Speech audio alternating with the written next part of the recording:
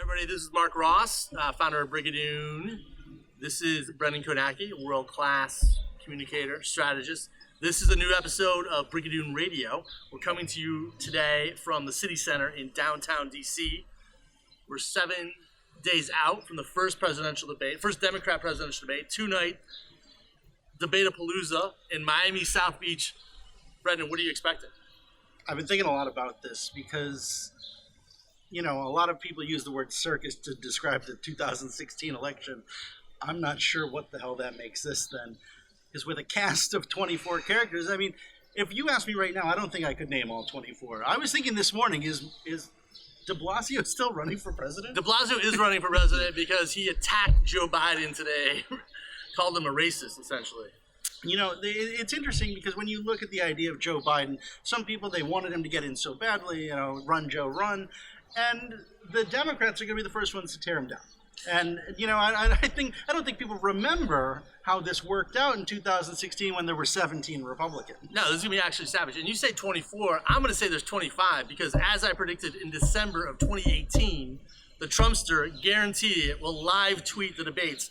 And I can't wait for Captain Chaos to inject a tweet. What is Chuck Todd going to do? Is he going to take the tweet? Is it not going to take the tweet? It's going to be television like we've never seen. So 25, circus, chaos, that's what's happening.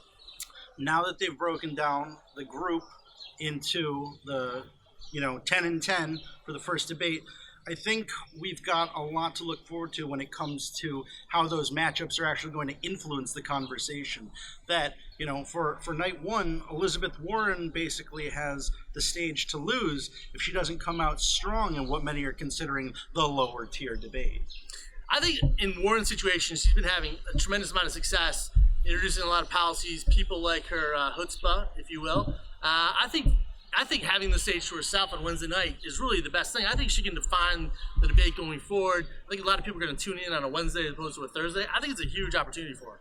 I think it's good. And then obviously we're going to see Biden versus Bernie. This is going to be the big matchup here to see what shapes sort of the front end of big candidates versus, a number of congressmen. And let's not forget, Andrew Yang and some of these other personalities that have the author Marianne Williamson, who's going to bring crystals. I hear to South Beach. And so that's a joke. I have no idea if she's going to bring crystals or not. But this leaves the question wide open that who are these people who aren't getting into the debate, and and why are they still in this? We've got 17 months to go.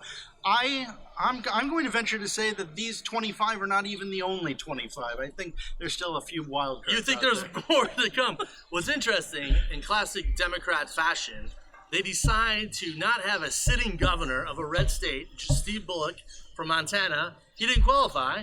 They have Andrew Yang, who at one point during the campaign so far actually said, which is a totally against Brigadoon ethos, he would bring PowerPoints to the State of the Union. So this is going to be one of the greatest nights of television we've had so far this year.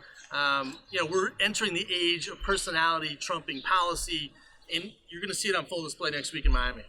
I think it's certainly going to be about that because with 10 candidates on stage, I'm not sure there's really a lot of time for a lot of actual policy viewpoints. Well, speaking of which, that may actually serve Biden well. Biden, anywhere you look at it, say he's like 25 to 35% of the polls. He probably, has been known to be a gaffe machine. He's probably thankful that there's going to be a lot of people on the stage to limit his opportunity to take questions and to be brought into it. But the debates each night are going to be 2 hours. That's a long time to be up on stage. It's a long time to stand there. It's a long time to, we famously remember that Hillary Clinton said that Donald Trump was leering at her and that he was, there's a lot of nonverbal communication that's going to occur since the speaking opportunities are going to be so limited. Yeah. We talk a lot about this too, the idea of two screens, right? Obviously, people are going to be live tweeting this, watching it on their smartphone, watching it on their big screen.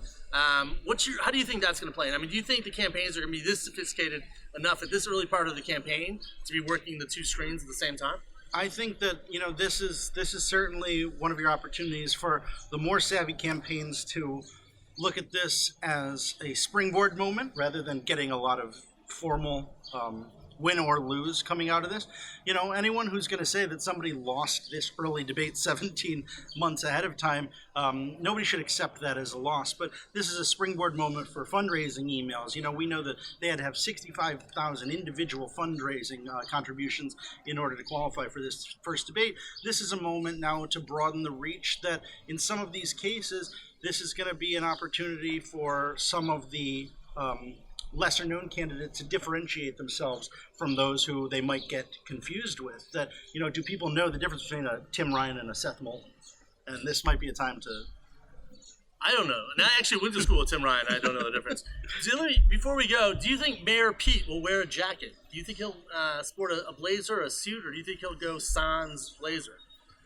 You know, I think that he definitely knows he has to dress the part for this, that he doesn't want to come off as looking at the... I'm sorry to interrupt, but he's on the stage with the two older guys. He'll be sitting next to, I think standing next to Bernie and close to Biden. He wants to look youthful, but he also doesn't want to look like he's a college junior who's coming in from their work in the mailroom. How do you think, getting back seriously, because you've done the TV business, you've worked for some of the biggest networks in the world, what are the producers thinking right now, like, in dealing with the Captain Chaos, the Trump tweets? I mean, are they excited? Are they nervous? Like, what? You know, there's a lot of planning going into this. NBC's, you know, some of their top talent is going to be down there. 2 nights of programming, heavy influence, thousands of reporters. If you're producing this event, what's your advice on the Captain Chaos Trump tweets? I think that there's the possibility that NBC would want to capture on that, because what people don't often think about is that when they do go to commercials, this is a time for the candidates to drink water, but they're also conferring with their own teams in something like this. So if one campaign was to say, you know, Trump tweeted this, the president just said this on the internet live, that's an opportunity for someone to either interject themselves into the real-time narrative or not. Again, the campaign advisors are getting ready for this.